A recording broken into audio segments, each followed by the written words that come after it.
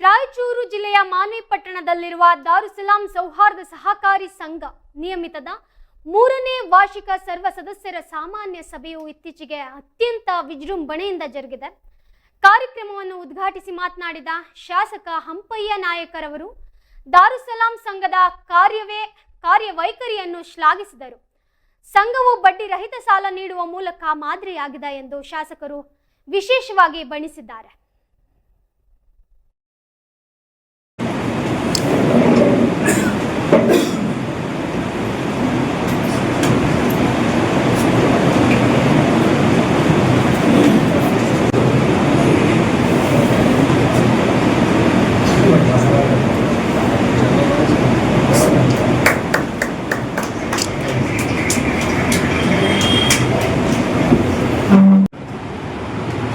ಅದರ ಜೊತೆಗೆ ಅವರೆಲ್ಲ ಸದಸ್ಯರು ಇರ್ತಾರೆ.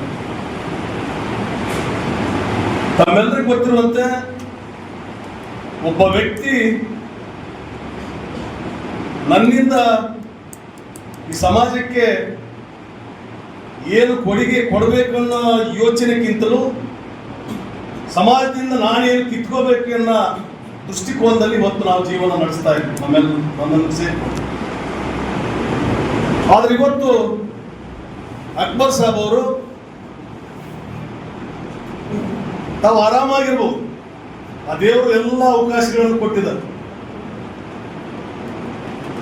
ಆದರೂ ಏನು ಕುರಾನಿನ ಸಂದೇಶಗಳನ್ನು ನಾನು ಬಯಸ್ತೀನಿ, ಕುರಾನನ್ನು ನಾನು ಓದುತ್ತೀನಿ, ದಿವಸಕ್ಕೆ 5 ಸಾರಿ ನಮಾಜ್ ಮಾಡ್ತೀನಿ. ಬಟ್ ಈ ಎಲ್ಲ ಒಂದು ಮಾದರಿಯಾಗಿ ಖರ್ಚು ವೆಚ್ಚದಲ್ಲಿ ಮಾಡಬಹುದಿತ್ತು.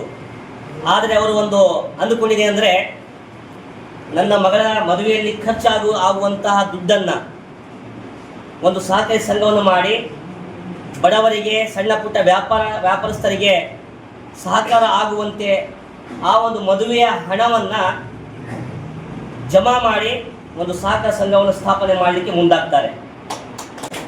ನಂತರ ಅವರೊಬ್ಬರೇ ಮುಂದೋಗುವುದು ಅಲ್ಲ, ಅಕ್ಬರ್ ಸಾಬ್ ಅವರು ಒಂದು ಉತ್ತಮವಾದಂಥ ಒಂದು ನಿರ್ಧಾರ ತೆಗೆದುಕೊಂಡಿದ್ದಾರೆ ಅಂತ ಹೇಳಿ ಅವರ ಜೊತೆಗೆ ಒಂದು ಸಂಘವನ್ನು ಕಟ್ಟಲಿಕ್ಕೆ ಅವರು ತಮ್ಮ ಅನಿಸೆಯನ್ನು ಹೇಳಿದಾಗ ನಮ್ಮ ಸಮುದಾಯದ ಇಸ್ಲಾಂ ಮುಸ್ಲಿಂ ಸಮುದಾಯದ ಇತರೆ ಗಣ್ಯ ವ್ಯಕ್ತಿಗಳು ಸಹ ಭಾಗವಹಿಸ್ತಾರೆ. ಅದರಲ್ಲಿ ಯೂಸುಫ್ ಖಾನ್ ಇರ್ಬೋದು, ಸೈಯದ್ ಸಾದಿಕ್ ಪಾಷಾ ಬಾಬುಲ್ ಇರ್ಬೋದು, ರಫಿ ಸೌಕರ್ ಇರ್ಬೋದು, ಮತ್ತು ಇನ್ನಿತರೆ ಶ್ರೀಮಂತರು ಮತ್ತು ವಿವಿಧ ಸಂಘ ಸಂಸ್ಥೆಗಳ ಮುಖಂಡರು ಸೇರಿ ನಮ್ಮದು ಸಹ ಅದರಲ್ಲಿ ಪಾಲಿರಲಿ ಅಂತೇಳಿ ಮುಂದೆ ಬಂದು ಈ ಒಂದು ಸಹಕಾರಿ ಸಂಘವನ್ನು ಕಟ್ಟಲಿಕ್ಕೆ ಸಹಕಾರ ನೀಡ್ತಾರೆ. ಆತ್ಮೀಯರೇ, ನಿಜವಾಗಿ ಹೇಳಬೇಕಾದ್ರೆ ಈ ಒಂದು ಸಂಸ್ಥೆಯ ವತಿಯಿಂದ ಈ ನಮ್ಮ ಭಾಗದಲ್ಲಿ ವಿಶೇಷವಾಗಿ ಫುಟ್ಪಾತ್ ಮೇಲೆ ಕಾರ್ಯನಿರ್ವಹಿಸುತ್ತಿರುವಂಥ ಸಣ್ಣ ಪುಟ್ಟ ವ್ಯಾಪಾರಿಗಳಿಗೆ ಮತ್ತು ಸಣ್ಣ ಪುಟ್ಟ ಜನರಿಗೆ ಒಂದು ಸಹಕಾರ ಆಗಬೇಕು, ಮತ್ತು ವಿಶೇಷವಾಗಿ ಬಡವರ ಮದುವೆಗಳಲ್ಲಿ ಒಂದು ಸಹಕಾರ ಆಗಬೇಕು, ಮತ್ತು ಯಾರೇ ಆಸ್ಪತ್ರೆಗೆ ಹೋಗುವಾಗ ತೊಂದರೆ ಆಗದೆ ಹಾಗೆ ಅವರಿಗೂ ಸಹಕಾರ ಆಗಲಿಕ್ಕೆ ಈ ಒಂದು ಸಂಸ್ಥೆಯಿಂದ ಸಹಕಾರ ಆಗಲಿ ಅನ್ನುವಂಥದ್ದು.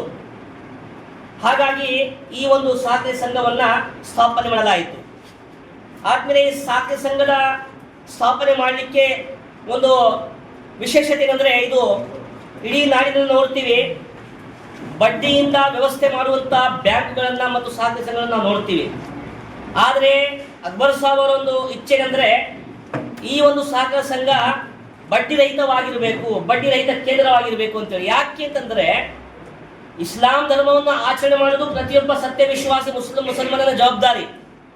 ಆದರೆ ಪ್ರತಿಯೊಬ್ಬರು ಅದಕ್ಕೆ ಆಚರಣೆ ಸಂಪೂರ್ಣವಾಗಿ ಮಾಡುವುದಿಲ್ಲ. ನಾವು ಇವತ್ತು ನೋಡ್ತಾ ಇದ್ದೀವಿ, ಗ್ರಂಥಗಳಲ್ಲಿ ಪ್ರವಾದಿಯ ವಚನಗಳಲ್ಲಿ ಬಹಳಷ್ಟು ಆದೇಶಗಳಿವೆ. ಆದರೆ ನಮ್ಮ ಮುಸಲ್ಮಾನರ ಬದುಕಿನಲ್ಲಿ, ನಡವಳಿಕೆಯಲ್ಲಿ ಆ ಎಲ್ಲ ಸಸಿಗೆ ನೀರು ಹಾಕುವ ಮುಖಾಂತರ ಈ ಕಾರ್ಯಕ್ರಮದ ಉದ್ಘಾಟನೆ ಮಾಡಲು ಕೇಳ್ಕೊಳ್ತೇನೆ.